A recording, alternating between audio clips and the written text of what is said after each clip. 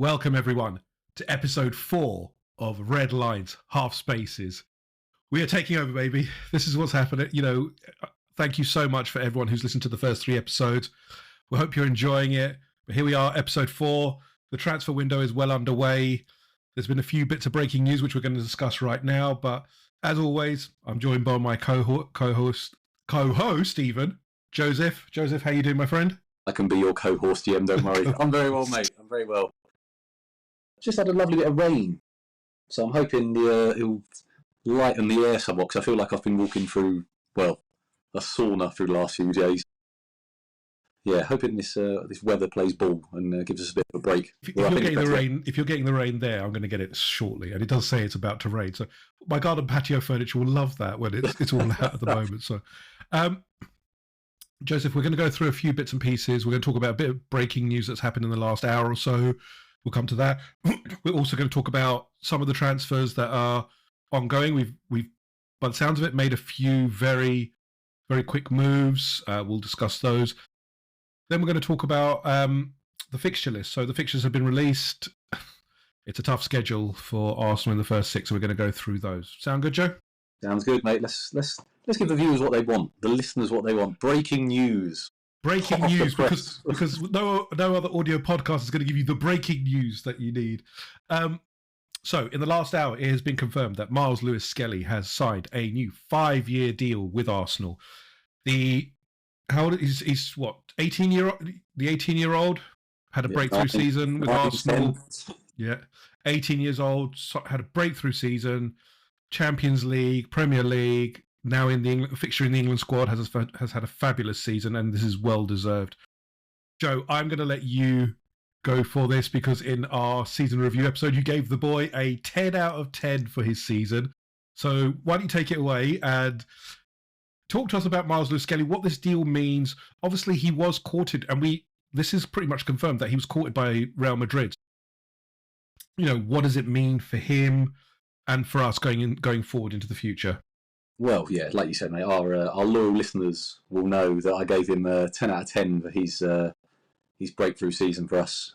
Just to recap him again, came in when he was going through somewhat of an injury crisis, which we like to do at Arsenal, but came in, slotted into the left-back role and just never looked back, did he? Went on this season to become possibly one of the first names in the starting 11, made it into the first team in the England squad, scored on his debut for them, turned up in all of our biggest games of the season. Real Madrid game, the 2 games, Man City, Tottenham, Liverpool, all these big games we had is when he shone brightest, I think. So for me, straight away, even at 18, he looks like a big game player. He looks like someone who you're always going to rely on. And in those big games and in those big moments, he is always going to be there. He's always going to step up for us. And I don't think by saying that we're putting too much pressure on him, because we've seen this year what he's capable of and what he's done in those big games. I don't think we're saying anything that isn't factual, which obviously when you speak about most young players, you just look at Ethan, we had a good season, but we have to, or as fans, we maybe build them up a bit too much. Sometimes maybe we're a bit guilty of that. But with Miles, we're just dropping truth bombs on this one, mate. He is sensational, has been sensational. And it's no surprise that clubs like Real Madrid have come knocking for him, because like we said, in that game, he was absolutely outstanding. So if you are Real Madrid, then why wouldn't you say, well, let's have a conversation, see if we can bring in one of the brightest young talents in world football. But no, for us to tie him down, mate, I know Real Madrid were knocking, but from what I've seen and what I've heard from Miles Lewis-Skelly, and I know that his mum deals with a lot of this sort of stuff, doesn't she? Seems very grounded, seems like his head's very much in the game, seems like he's Arsenal through and through.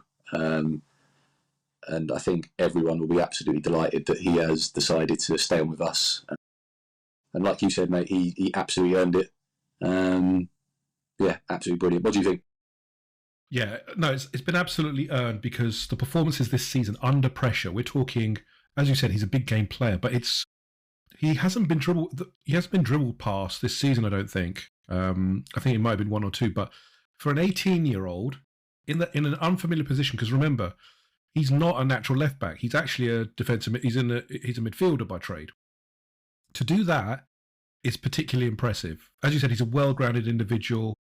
There are areas of his game to improve, and he's 18 years old, so there's obviously areas. But Joe, I also wanted to discuss with you, what is it about Miles Lewis-Skelly that makes him so good? Why is it that Mikel Arteta has trusted him, and that Thomas Tuchel has trusted him? What is it about Miles Lewis-Skelly that is, delivering these performances and has earned him this 5-year deal?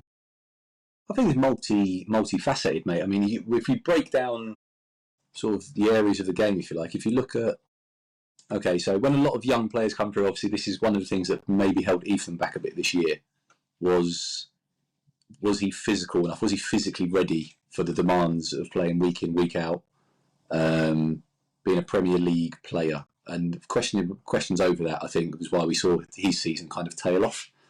But Miles, he just went from strength to strength, didn't he? He looks up for anyone tries to stick it on him, and he is physically able just to roll away from those challenges. His balance is phenomenal. The way he is able to invite contact, but then just shimmy away, the little spin, little drop of the shoulder, and he's gone. And then even if he's not doing that, even when he's going shoulder to shoulder with people, he doesn't look 18. He is not what we're used to seeing a youth player do when they come through. Usually we see them very pretty on the ball, capable of delivering sort of when they're on the ball. But I think it's the physical side of him that's impressed us so much, because if you was just to look at him, you think, oh, he looks like he's been playing for years. He looks like a sort of a seasoned vet, if you like, in that side. But to think he only came into that level this year, it's unbelievable. I genuinely don't think I've seen anything like it. Players when like Cesc came through, there was questions over the physicality. He absolutely brilliant on the ball, and he went on to do amazing things. Even he, as arguably one of our sort of best young players to come through, he wasn't doing what Miles is doing currently in terms of the physicality. On the ball, sensational, like we said. He's able to ride challenges. The way he carries the ball, phenomenal, mate. He's just, I don't have enough words to just describe how good I think he was this year. Like I said, I gave him a 10 out of 10 in the ratings just because he blew me away. And yeah, long may it continue, mate. Long may it continue, because he is a special talent. What do you want to see from him? Because he's 18, obviously. There's still more to come from him. How does he improve? For me personally, I think he does need to do better with his crossing. I think his crossing is a little bit, I haven't seen enough from him in that position. When he gets out wide, which is not terribly often. He plays more inverted, which Mikel likes. But when he comes out wide, he doesn't look comfortable crossing the ball. I think that's an area of his game I think he does need to improve on. Where do you think, Joe? Yeah, I think you're right, man. I think if he is obviously going to play left back, I know, like you said, we play inverted most of the time, but there are going to be occasions where there is an overlap going, or he is sort of Martinelli's, or whoever's playing left wing, he's dropped in to receive, and he can get round them or get past them. So that's definitely because I can't really remember many times he did get into them positions to put balls into the box and stuff. Maybe we won't use him that way. Maybe that won't be his game, but more strings to your bow if you can get good at that as well. It just creates more options. Does it create more chaos when he's on the ball? You don't know. He's capable of going out there, so I think we'll have to show him inside. Goes inside, and he's capable of splitting the defence open with a pass. He's capable of bursting past people. So the more strings to your bow, mate.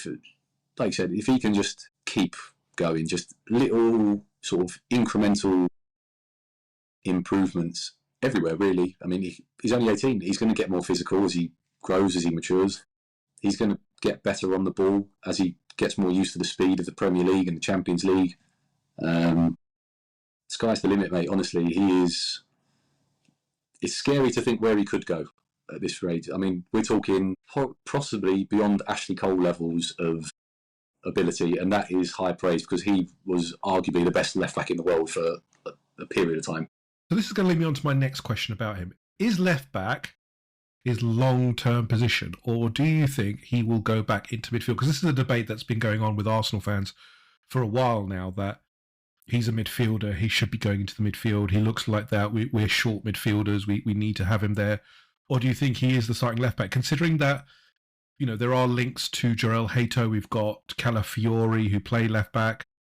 What do you think, Joe, for him long term? Obviously he had a phenomenal season, but is there sense in him, in Arteta, moving him into the midfield, which is his favourite position? And you'd think if it's his favourite position, he would do better there. Or do you think that where he plays now, which is he will drop into midfield in the inverted state, is better for him because it allows him more space, if you call it that? When he's in central midfield, he'll obviously have the pressure there straight away.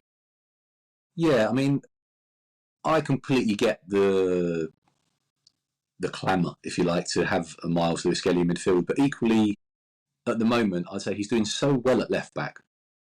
Why is there such a rush to move him in there? I think he spends a lot of his time playing in there anyway.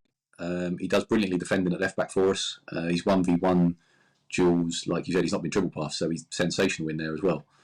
He gets into those midfield positions, and as you said, Yem, it gives him a little bit more leeway because he's not constantly in there. He can drift in and drift out as and when the game is needed, and when he's needed to do that.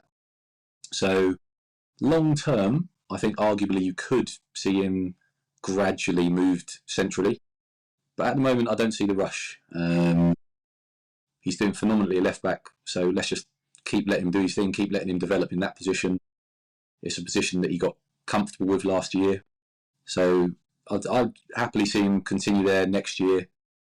Maybe in some games there might be a time and a place where he could be used as a central midfielder. I think he could go in there and do that job equally as comfortably.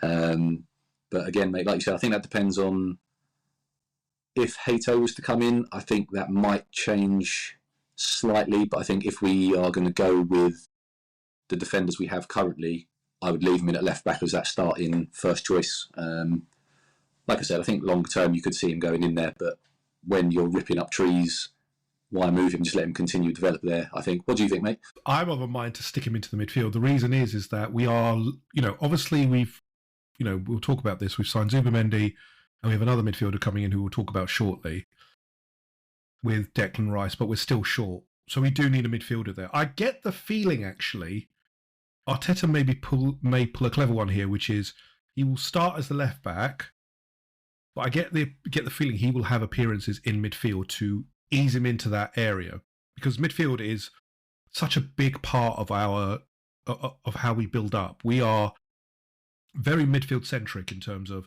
you've got Rice providing the 8, you've got your 6, which is going to be Zubimendi, as you said, Ewan Faisal said before, is the ball conductor. You then have Erdegaard pulling the strings a bit further forward. So that midfield is very much designed as a transition midfield to try and move the ball as quickly as possible up the field and to try and affect the front line. And maybe it's a bit too early for Miles Lewis-Skelly to be put into that. There's quite a lot of responsibility there. So maybe he moves him into it in Carabao Cup games, early Champions League games. It could be that. Yeah, it's an interesting one because he's so versatile and he's so good that I think there's options. And I think I trust Arteta with his development. I think it's going to be phenomenal. But Joe, it's great news. 5 years, I think that solidifies him for a long time. We're going to see more from him, and we'll probably be talking a lot more about him during the season. So let's move on. Transfers. We all love transfers, don't we? Good topic. Yes, we all love the transfer game. We love the getting the news and the endorphins that it provides. I'm going to touch on Zubimendi quickly because that's pretty much done, Joe. But we've talked about him in the last podcast with Faisal from Latte Firm. But just to highlight that, good signing. It looks like we'll pay a little bit over his release clause, but that's to allow us to pay installments. I think it's an excellent signing. He'll be your first choice starter within that midfield unless something catastrophic happens. What do you think, Joe? Yeah, I agree, mate. I think that one, if it hadn't have rumbled on for as long as it has, Yem, if we hadn't Arsenaled this transfer as we do, and just seemed to drag things on for months and months and weeks of speculation and, it's eventually going to be done, yeah, he's coming. I think this would be a signing that everyone would be talking about. It'd be a signing that gets the same eyes on it and the same headlines as the Vert signing. But because we've Arsenaled it like we do, we have an amazing ability to make really exciting transfers boring. And that is my biggest criticism of this club, is that every player we seem to sign recently, no matter it could be Lionel Messi, we would find a way to make it really, really dull and really, really boring, wouldn't we? Because and I think we might go into this a bit, we just seem to really drag our heels. And every other club, like, let's just look at the transfer window that's kind of open at the moment. You look at the players Man City have bought, you look at the players Liverpool have bought, and this isn't about ability levels or anything like that. It's just they're linked, and then a few days later they're signed, and a few days later you see the picture of them with a shirt. With Arsenal, we seem to be linked for 4 weeks. Then there needs to be a week or two of, is it going to happen? Is it not going to happen? Well, we had a year. This one dragged on for a year, didn't it? I mean, it drives me insane. But this should be a really exciting signing, and I think it will be. But equally, we've kind of taken the shine off of this a little bit, I think, with the way we've done it. I kind of get where you're coming from, Joe, because obviously it wasn't that instant hit of, oh, we've got Zubimendi, that's it, here's the signing, here's him in a shirt, boom, done. It was a very drawn-out process where Liverpool came in for him last summer, it didn't happen for whatever reason, and everyone thought that was it. He's going to stay at Real Sociedad or he'll go to Spain. It then emerged in near January time that we had agreed a deal with him. And then it was obviously, is it going to happen? You know, until it happens, everyone was worried. And then obviously Real Madrid press, Marca, etc., started to make their noise about, oh, he's listened to Real Madrid, etc. I think this one needed a little bit of longevity, just because the player has shown a little bit of, I'm not quite sure about this move. It's kind of like easing, you have to, just put your arm around him a little bit. I know Mikel probably did it, being from the San Sebastian area as well, and probably went, look, Martin, come to Arsenal. I don't want to come along. Okay, I'll talk to you next time. And you keep coming back, just a little bit of easing, and then until you finally break him down, and you'll say, yes, I'll come along. That's boys. Exactly. But it's going to be a phenomenal signing. I think if you've got any football knowledge, you know that Martin Zubimendi is one of these players that's a rarity in football, that can conduct the ball properly, that will create space, find the passes really quickly. I am really excited about how he's going to work with our midfield, because you've got Declan Rice, who is a powerhouse in the midfield. Running machine, will run for days. Then you've got Martin Odegaard, highly technical, can pick a pass. And you've got Martin Zubimendi, who at the base of the pivot, who will allow us to spread the ball as quickly as possible. And I think that's always been a problem, for a while, that it hasn't been quick enough. It's very slow in the build-up. Teams can organise well against us. So I'm really happy with this. Now, the next signing we're going to talk about is going completely against what you just said, Joe, because it is yesterday, around about, 11 o'clock in the morning, we were told by Fabrizio Romano and all other good people on social media that we were interested in Christian Norgard, captain of Brentford, Premier League experience, 31 years old, Danish international. It soon progressed into, we've actually made a bid for him. Progressed further in the day to, he's accepted terms and Brentford have accepted the fee. And now all that's remaining is a medical. So it's gone completely against what you just said. It's the complete opposite of Martin Zubimendi. You've completely blown my argument out of the water, haven't you? It's the most un-Arsenal sign in literally a day, that in the midst of a summer transfer window, we have done a day transfer effectively. So, few stats on Norgard. He is obviously been playing for Brentford for a number of years. Last season, 34 games, 5 goals, 4 assists. Generally considered a true number 6, a destroyer. Has got Premier League experience, international experience. We're looking at a fee of about £9 million-ish plus some add-ons. Joseph, I'm a little bit annoyed at the Arsenal fan base at the moment, because this is clearly not a level raiser signing, and by that I mean he is not there to be a first team player. I think, and you tell me otherwise when you get your chance, he feels like a squad player. And he's there to replace Jorginho. It feels like he's there to replace Jorginho. Zubimendi is there to replace Partey. Obviously, we'll come to the question of do we need more. The Arsenal fans are getting a little bit, there's a certain section of the Arsenal fans who are saying this is a terrible signing. It doesn't do anything for us. It doesn't move us on. You still have to have a squad. You can't have like a Man City or a Chelsea where you pack the squad out with so much talent and then you discard them by the wayside. We need, a squad that is able to compete. I still think he's a good player. He's nothing spectacular, but he's got legs. And the last season, Partey and Jorginho, with the greatest respect to them, lacked those kind of legs to cover ground and to really give us that energy. Fabulous technicians, and Partey in his heyday was, really was an athlete. But last season, he regressed clearly. What's your feeling on the signing of Christian Norgard? And bring us into the conversation about, Partey, Thomas Partey as well, because Partey, obviously, the news is we're not going to re-sign him, and this has come about. So, take it away, Joe, in terms of Christian Norgard, Thomas Partey, that conversation. Well, I get the lack of enthusiasm to a certain degree. Christian Norgard, he is not a fancy player from the continent. He's not an exciting prospect who we've seen YouTube compilations of. He is a very steady Premier League proven player in a very, very good Premier League side. Like I said, he will be brought in as a third option, if you like, for that centre midfield role. I would expect him to play in League Cup games. I would expect him to play in dead rubber Champions League games. I'd expect to see him possibly rotating in games where we are ahead and shut up shop.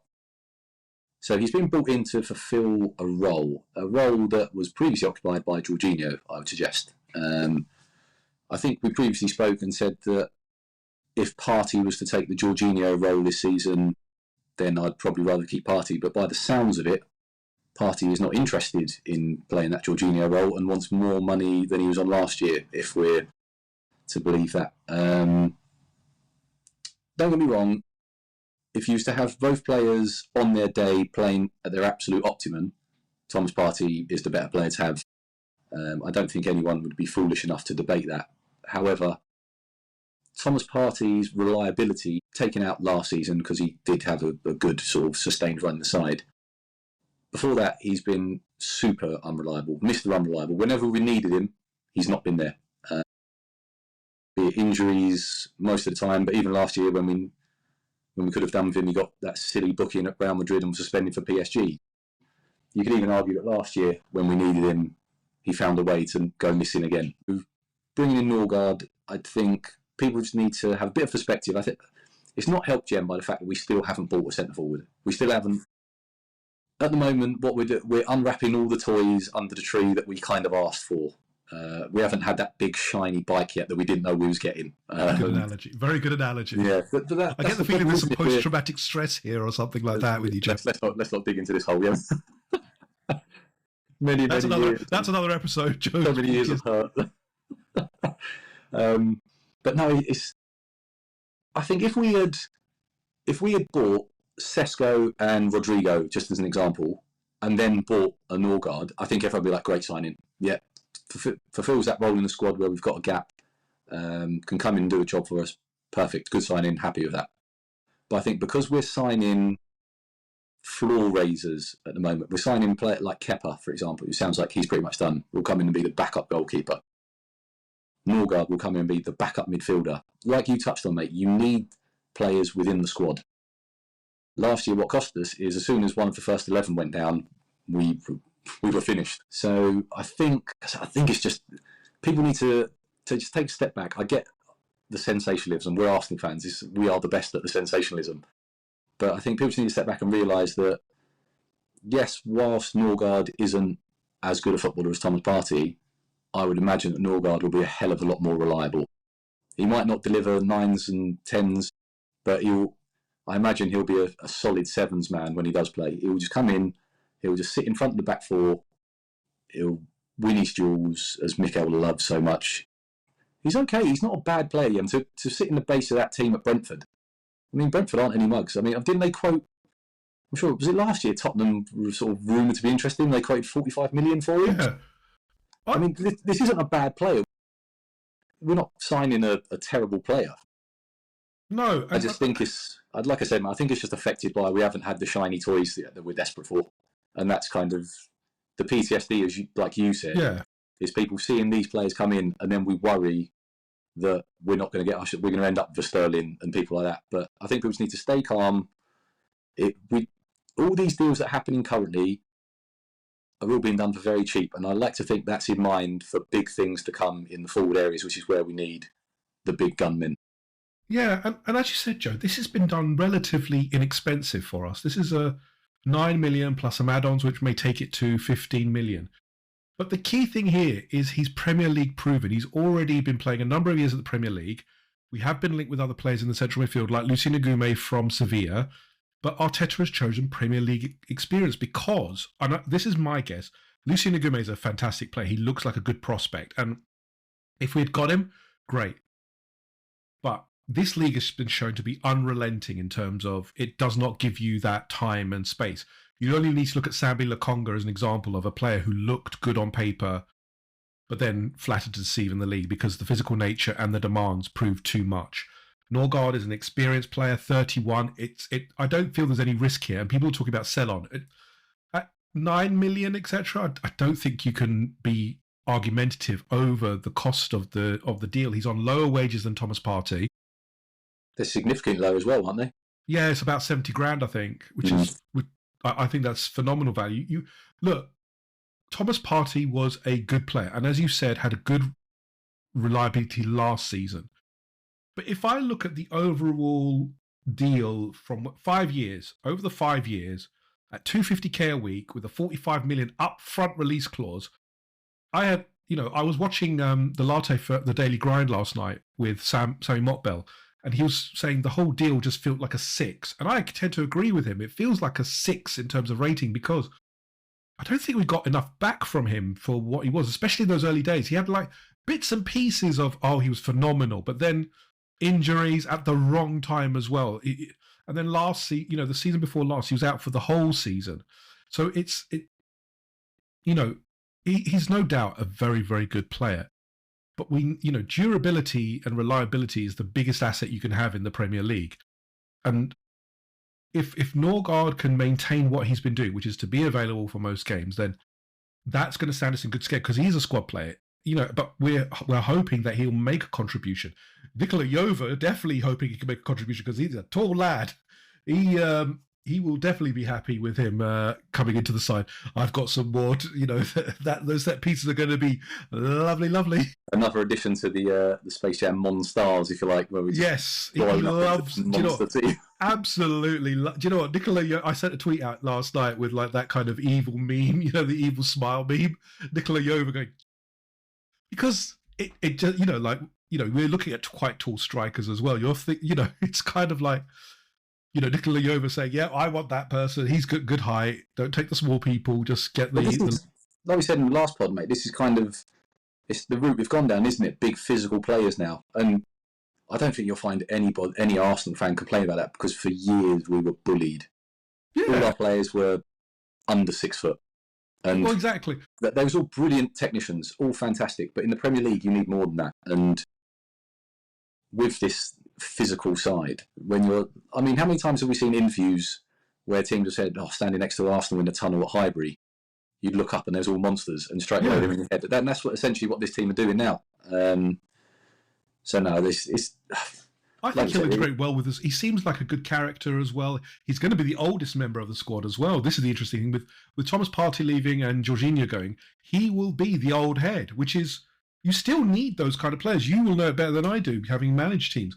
You still need veteran players to guide people along. It's not going to be that you can look towards always Martin Odegaard or Gabriel, etc. You still need those kind of players to help you along. He's an experienced international. So for me, I am I am, not like jumping for joy, etc. But I understand what we're trying to do. We're trying to build a little bit of depth into our squad. You can't have, as you said, the big shiny toys. We will get them. I'm confident we will get the big attacks, and we'll talk about that in a second. But for me, this is a good signing for good money, and let's see how it plays out. Joe, you touched upon the other signing that looks like it's pretty much done because I think he's had his medical, which is Kepa Arrizabalaga from Chelsea, goalkeeper, 30 years old, was once the highest rated goalkeeper in the world, went for 72 million to Chelsea, now joining Arsenal, 5 million release clause. What do you make of the transfer? It's another sensible one, isn't it, It's another deal where what I do like is that this strikes me as a deal where we could have quite easily gone in and loaned him, or got him, or someone of that ilk on a loan deal. But I think what we saw last year is that if you don't get your loan deals right, that can backfire in a big way as well. So this, for me, is a very, very good deal. It's £5 million, which, like we've touched on before, is next to nothing in terms of Arsenal's revenue streams. That's a drop in the ocean, and it solves a problem position for us by bringing a once world-class goalkeeper. He's very solid for Bournemouth last year. This is no mug we're bringing in. But again, like I said, good squad additions. Last year we didn't have a second goalkeeper, really, did we? He did. He thought he was a midfielder, though. Yeah, I thought he was some sort of American footballer, didn't he, for parts of the season? But no, like we said, the squad last year wasn't big enough, and these two signings, in Kepa and Norgard, are good squad signings. What we need to do is get the shiny toys, and then I think these transfers will be viewed with a different perception. At the moment, I think we are, as Arsenal fans, a bit scarred, and we're a bit concerned that we're signing these players and then we're going to drag the other ones on, and then it's going to result in not getting them for one reason or another. And then come the end of the window, we won't have got our first choice target for a centre forward. We won't have got our first choice target for a wide player. And then straight away, these signings, they're crucified, aren't they? Because you've got no star power there. So I think as long as we get in the centre forward and the wide sort of forward, if you like, the winger, I think these will then, when we look back at the end of the window, people will be able to see these transfers what they are. I think all it is at the moment, it's a case of a little bit of worry, because people just want to see the level raising signings, because they're the ones that essentially are going to power us through to hopefully some silverware this year.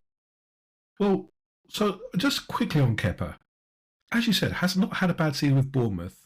Obviously, he has dropped from being the £70 million goalkeeper, the world's most expensive goalkeeper, into where he is now, which I think is probably his level. But you're talking about last season, David Raya played the majority of the games.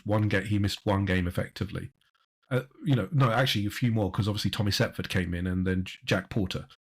But we can't have that kind of situation. It's great to have Jack Porter make his debut, etc. And he was luckily in a game that didn't have as much impact. But the Neto situation showed you still need to have, quality in your reserves. It doesn't need to be like astounding 40 million goalkeeper. We had that problem already when we had Aaron Ramsdale there, that you had two number ones, and it was always kind of, well, what's going to happen here if someone makes a mistake, etc. You want someone to compete, but there is still going to be a clear hierarchy of David Raya is your number one. That is very clear. Kepa is there. He knows he's going to be the number two, but he will compete and hopefully challenge. I don't mind a challenge from that, but you do want more quality in your number two than what we had last year, because it wasn't good enough, clearly. Yeah, equally. I think some people argue that they would like a more physically imposing goalkeeper. So I've heard that argument made. For me, I think David Raya has been brilliant, but I think Kepa's actually slightly taller than David Raya. I think he might even be 6 foot, possibly more. Feel free to stat check me on that one. But I will do that right now. I did have a look. And in terms of sort of like his aerial sort of coming out and claiming things and all that, he's actually got a better percentage of claims than David Raya, which I think is quite interesting, which is obviously one of David Raya's biggest strengths. So Arsenal, I'm assuming, have seen that themselves and gone, okay, this similar playing style. I think pass-wise, they're fairly similar. I know Bournemouth and Arsenal don't play in the same way. But I think even sort of long passes to short passes, I think the stats are fairly similar. So it seems like a goalkeeper that will allow us to continue playing in a certain way, and we won't have to lose too much of our game, if you like. Whereas I think if we was to play, like you said, last year with Neto and Porter, it's great to see, obviously, Porter come through, but straight away you've lost that ability to play out from the back. Whereas I think Kepa will allow us to, I don't think he'll be at the same level as David Raya, but I think he will at least have enough about him to not change our style of play, which I think allows to rotate a little bit better, won't it? Yeah, for those Carabao Cup, at least he's not Carabao Cup tied, which was really annoying when we signed Neto. Kepa, I did stat check Kepa, 6'2". Oh, there you go. You get the extra 2 inches, my friend. You know, it makes all the difference. But again, it's a smart buy, which I am not unhappy. I think, look, Juan Garcia is, by all accounts, going to be a phenomenal goalkeeper, and he's gone to Barcelona now. But they were prepared to pay the 25 million release clause up front. For us, it wasn't a priority position. Certainly not for me. I don't know if you felt that, Joe.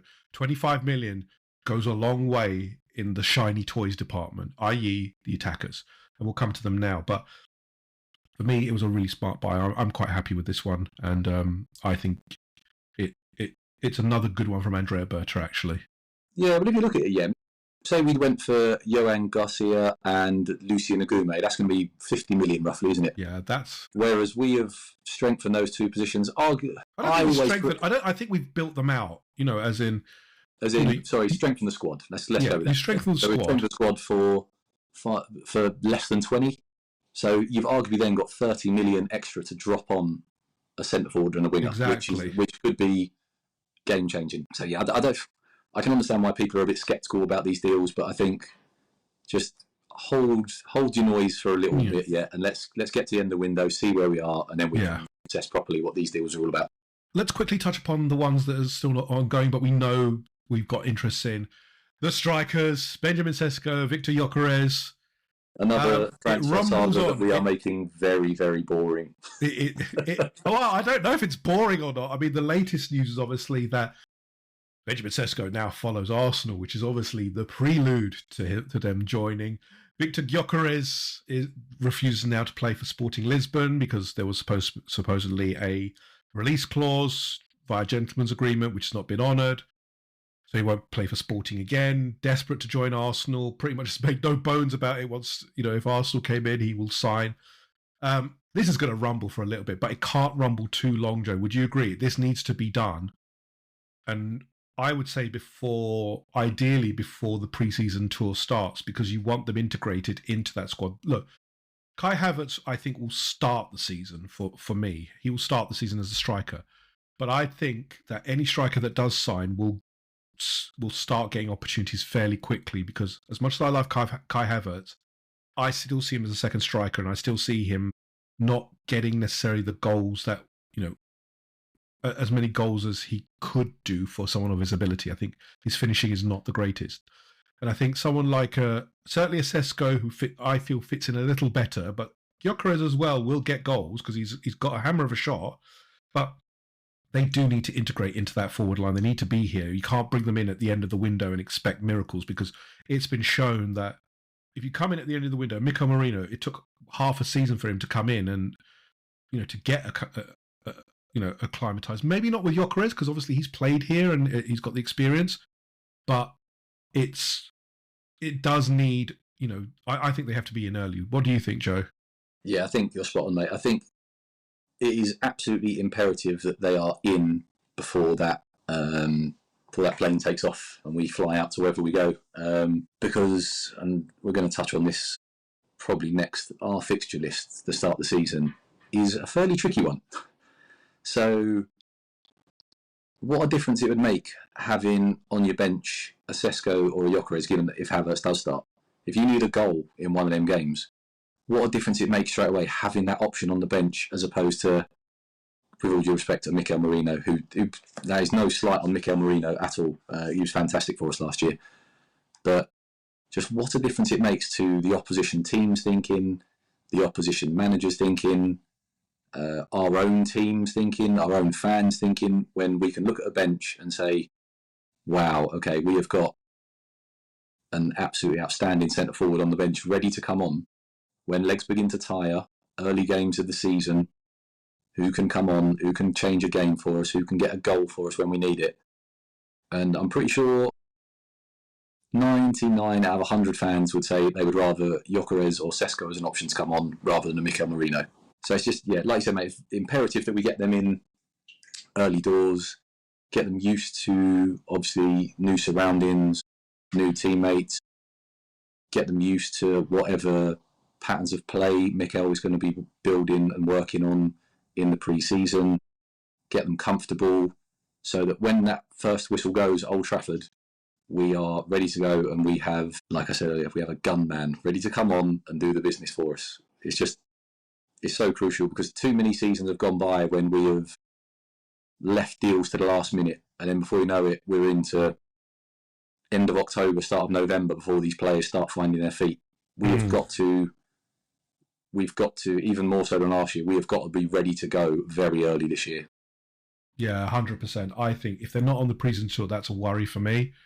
I hope, obviously, there's talk of the 1st of July is when we'll see most of these deals completed for financial PSR reasons. But the striker has to be in. I think it's going to rumble on for a few more days, and I think we're going to see some more swings and roundabouts with this until I see one of them sign in a shirt. The other rumour is obviously Rodrigo to Arsenal, did not start again for Real Madrid. The signs are there, Joe, but most commentators and most journos are probably saying, look, this one is probably going to take a while, purely because of the fee involved, Real Madrid, the desire of the player, and it feels like this one could be an end of window kind of signing. He's a good player, no doubt. How long do you think Arsenal are willing to look at this deal, because he's a phenomenal player, possibly could be a game changer, but we do have needs to make sure that squad is ready, as you said, for Old Trafford? How long do we string this one out before we say, look, it's not feasible, let's move on? I think they need to recognise that fairly quickly. Don't get me wrong, some transfers you have to wait for. You have to wait for all the cards to be laid out before you know how to make your next move. And Rodrigo, I think, is one of those players who you are willing to wait that little bit of extra for. We need a new addition to the wide area, but I don't think we're desperate for it like we are with centre forward. I think we get the centre forward done, and then that allows a bit of breathing space then just to take a step back and go, right, now let's look at our options. Do we wait for Rodrigo? Do we need to sort of just cut this off at early doors and go and find someone else? At the moment, from a lot of the main players, a lot of the journalists seem to think that the Rodrigo one could happen, but like you said, it is going to go late. And I think that's one I personally would be willing to wait for, as long as he wants to come to Arsenal. My only concern there at the moment is he being sort of pushed out of Madrid as opposed to wanting to actually come and play for Arsenal? I think wanting to be at a club is quite important. I don't want a player who's going to come in and almost have a bit of a soul con for the first few months because he's like, oh, this isn't Madrid. Oh, I'm not living in Spain anymore. No, it's not, the weather's not as nice here. all them sort of things, So, yeah. No, I think as long as Rodrigo wants Arsenal, I think that's one I'd be willing to wait for. Obviously, the Nico Williams thing, that sounds like it's gone now to Barcelona. So I think in terms of a game-changing wide man, I think Rodrigo is going to be one that drags, unfortunately. But we're Arsenal. We love dragging out a transfer, mate. So That's Well, not a this is problem. why What about you, Andrea Jem? Berta. We're hoping that Andrea Berta will do something different for us. You know, Yeah, he's done. we'll see about that. What do you think? Would you be happy to wait for Rodrigo if it meant going to the end of the window, or if that was the case, would you say, okay, no, this isn't for us, and off to find someone else? It's a tricky one, isn't it? But I think, like I said, I think if we was to get a centre forward sorted taking off for pre-season, I think that probably changes the landscape for us a little bit. Yeah, I agree. The question is how much desire do we have to have everyone read in there for pre-season to get accustomed? Rodrigo is a fabulous player, and I think he'll slot in quite quickly, given his talent and his ability. But he does play a different way. You know, that's not in doubt. I would be prepared to wait. The reason is that he is that kind of big signing that would strike fear into your opponents. I think, you know, if you look at Wirtz is another signing who has said, okay, Liverpool are serious contenders. I think Rodrigo would do that for us. I think Sesko or Gyökeres are good signings, but are they going to be, a big one for, in terms of as big as Rodrigo? I don't think so. So we'll, you know. Well, it sounds like the floor raisers are on the way in. Now we need the ceiling raisers, and I think if the ceiling raisers don't come, there could potentially be quite a large riot in a certain area of North London. So another bit of interesting news that has come. Well, here we go. Go on, yeah. So Hand of Arsenal, who is, you know, who's a very good friend of ours, on the internet, has just put an exclusive up saying Arsenal are targeting Christian Mosquera from Valencia as their ideal defensive choice this summer. So that's an interesting one because Christian Mosquera is a central defender. I think he's right side if I'm not mistaken. But this is, you know, Andrea Berta really, you know, looking at the whole market. I don't think he's discounted anyone like Hato or someone like that. But just quickly having a look at him, yeah. So he's young, isn't he? That Mosquera, isn't he? Sort of like 19, 20 or something like that. I think he is 21 now. Okay. He is. I'm just trying to check what foot he is. It doesn't tell you what foot. What, is he right footed, left footed? Come on, man! You're supposed to be doing this. Yeah, the people are waiting. So here we go. Playing centre back can play both full back on both sides. So we're looking at like kind of like a Tomiyasu, strong, athletic. Yeah, but interesting. You know, again, at least we're starting to make the moves. Also, if it happens, the most important stat people care about: how tall is he? He is 6'2". He's signing. Sign him up. But again, from, you know, Hand of Arsenal, obviously one of the great ones on Twitter. Love him. Yeah, I think we're looking at the right sort of profile in terms of defenders. Christian Mosquera, like you said, 21. Joel Hato, 18. I think these are sensible players to look at because we've got, it seems crazy to say it, but we've got our elder statesman in Gabriel, William Saliba. And the very old William Saliba, obviously. Ben White as well, Timber. They're all sort of prime ages or coming up to. I think by getting younger players in who can then come in and learn from these boys, it's smart business. And yeah, let's see what happens. I'm not sure. Has there been a price quoted for this Mosquera yet, or is it? No, not yet. I think it's literally just gone up. We'll see. Watch this space. Could be an interesting one.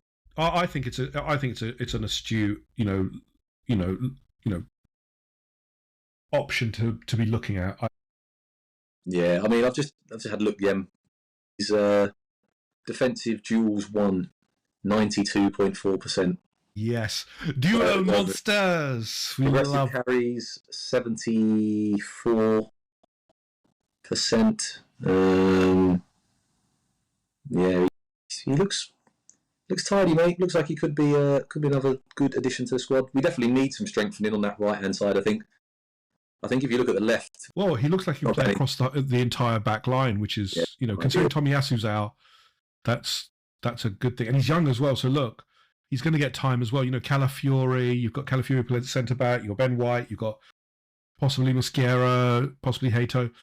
I think if we can stack it a little bit better, then I think it's good for us. I mean, I think I think a right-sided defender is probably more needed than the left side for me personally.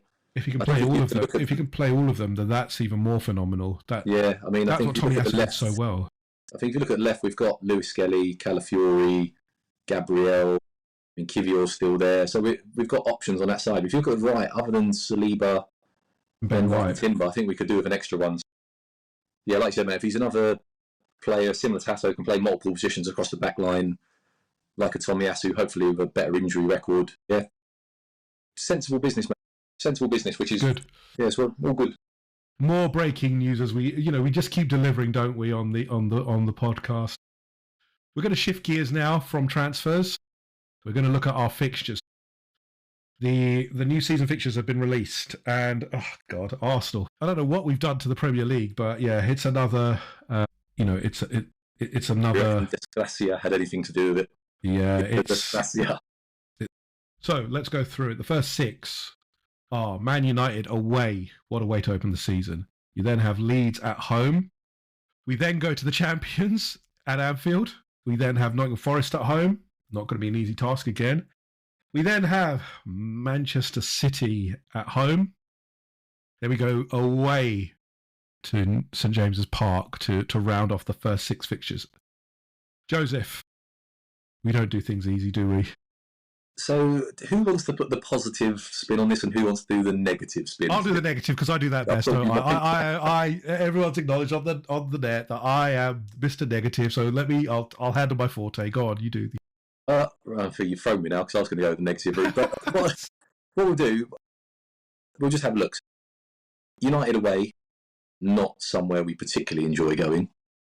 We should, on paper, we should have the more established team and we should be beating them. But last season, when I went, it was such a poor performance, and that's when we should have absolutely destroyed them. So I genuinely can't remember the last time we put in a good performance at Old Trafford yet. What is that? Even though with possibly, when we've gone there as the better team, we just cannot do it. I think we've won 3 in 24. Yeah. Digits for Old Trafford, which is just an absolutely shocking record. Yeah. That's, like you said, mate, if that was... we went last year and we was confident about winning and we ended up drawing, didn't we? But, And it was a poor performance. It wasn't like they dug in. They were the better team for parts of it. See what I mean? So that's a very difficult game. Old Trafford's always a hard place for us to go. First day of the season, the sun will be shining.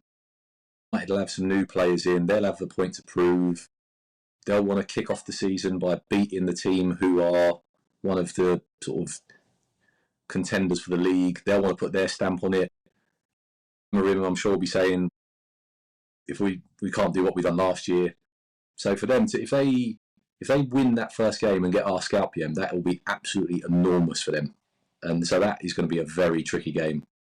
Leeds at home, obviously Leeds have just come up, so I'd fancy us to do the business there and win. Again, it'll be a tricky one because Leeds are no mugs, but another difficult game, but I'd fancy us to get a home win there. Liverpool away, another ground we hate going to. I think our last win was probably 2012 when Cazorla and Podolski got the goals for us and won 2-0. Anfield's not a happy place for us. They're the champions. They're already getting their signings in. So that's a very tricky game. Forest at home. Again, not sure what shape Forest will be in. Sort of tailed off at the end of last season. With Edu there, hopefully we can go and give him a little slap and say, Edu, you know your place and you settle down. But yeah, the home games against Leeds and Forest, I would expect us to win. City at home, obviously, got beaten 5-1 last year. One of my highlights of the season was that performance. I can't see that happening again, to be honest. But let's see how we go. At home, we've been fairly strong. We looked good against City in both games we played them last year. Even in the away before the red card, we was looking quite strong in that game. It'll be a tricky game. We know what City are about. They've obviously bought well as well in the summer, improved their squad. And then another bogey ground. The only way I think we could have made this any worse is if we had Aston Villa away in there at some point as well, because we seem to hate playing them. Newcastle last year in the league up there was probably one of our worst performances of the season. And then we also went up there in the semi-final of the Cup and got our bottoms handed to us. So, It's, in terms of the away fixtures, it's as hard a start, I think, as you could ask for. Newcastle away, Liverpool away, United away on the opening game of the season, and then you've got City thrown in there as well.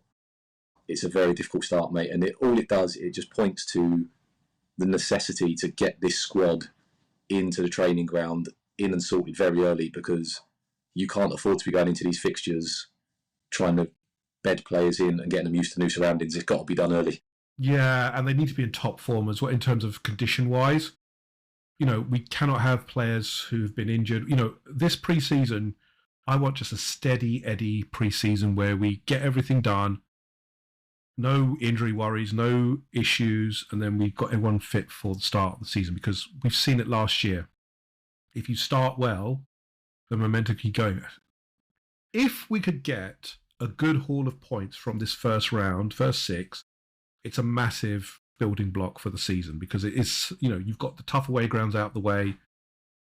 You have more of your, you know, the rest of the home fixtures. So it could be a good building block. But, you know, the turnaround, obviously, the other way of looking at it is we could be behind massively by the end of those first 6 games, given, you know, they are at, you know, very, very tough away grounds. As you said, we have. How many points would you want from that, Yem, to classify that, do you think, as a good start? What would you be looking at?